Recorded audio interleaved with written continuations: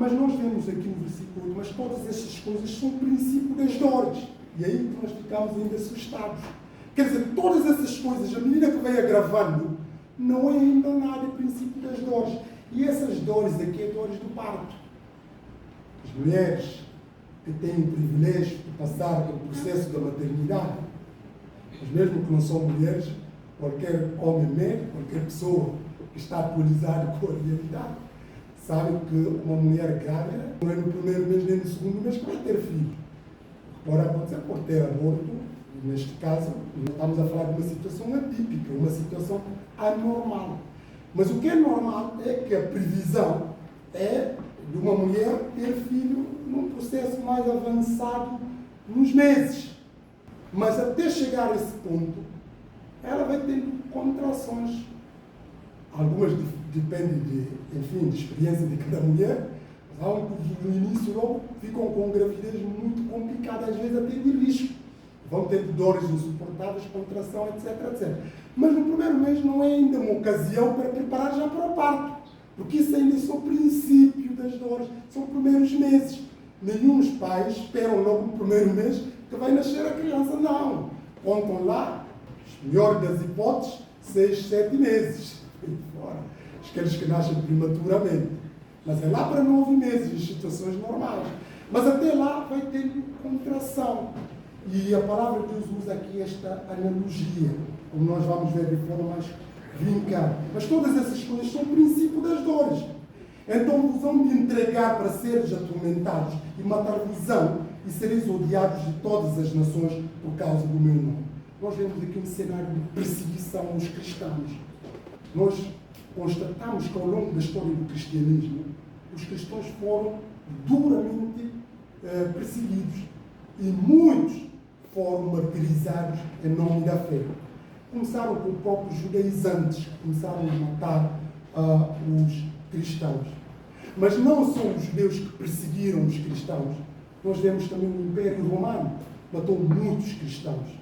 E depois, na sequência, nós vemos como é que depois o próprio Islão, depois do seu surgimento no século VII, e até ainda hoje, nos países muçulmanos, os cristãos que são perseguidos. Nós vemos a nível da política, o nazismo, o comunismo e ideologias mais extremistas.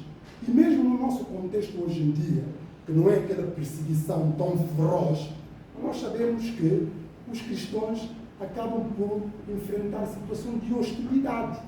E com base nessa hostilidade, muitas das vezes até têm vergonha de se assumir como cristãos, porque vão ser rotulados, no contexto que estão a trabalhar ou nas escolas, por serem antiquados, por serem fanáticos, por serem radicais e por serem outros tipos de adjetivos.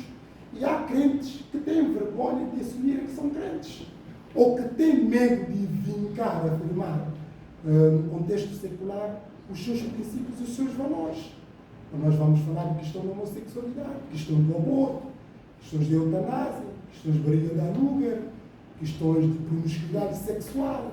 E por aí fora há muitas pessoas que têm medo de falar isso em público, ou num contexto mais secular.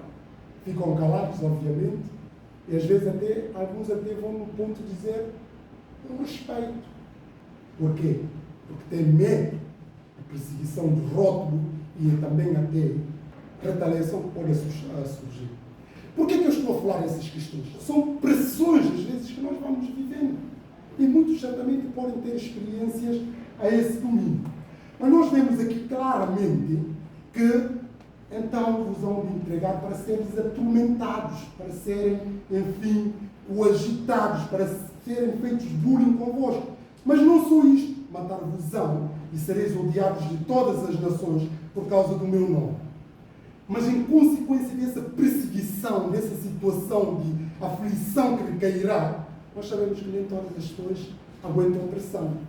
Nem todos aqueles que se professam a fé cristã aguentam esses cenários de hostilidades.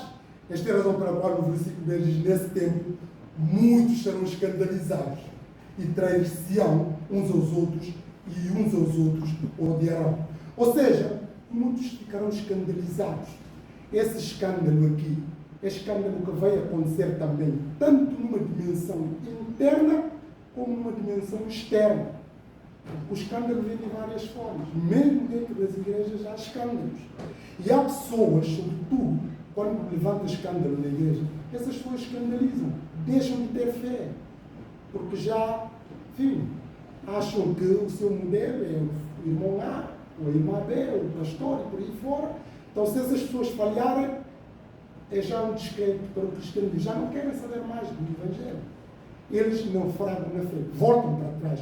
Eles ficam escandalizados, não conseguem, enfim, digerir e suportar essas situações. Mas nós somos chamados que, mesmo no contexto da igreja, nós temos que ser firmes. O nosso modelo não é pastor, nem a liderança da igreja, nem o irmão A ou a irmã B, mas é Jesus Cristo. Porque há muitos, mesmo no cenário da igreja, da própria hierarquia, da cadeia, das lideranças da igreja, há muitos que não vão ser crentes, que vão enganar muitos. E há muitos que estão ao serviço do diabo nas igrejas. E nós temos que saber isso. A palavra do trigo e do joio é claro. Mas não cabe-nos a nós dizer, olha, o irmão é crente, o outro não é. Não, nós não sabemos. Nós não temos essa capacidade. Quem é filho de Deus é só Deus é que sabe. Mas compete-nos a nós saber que essas coisas vão acontecer.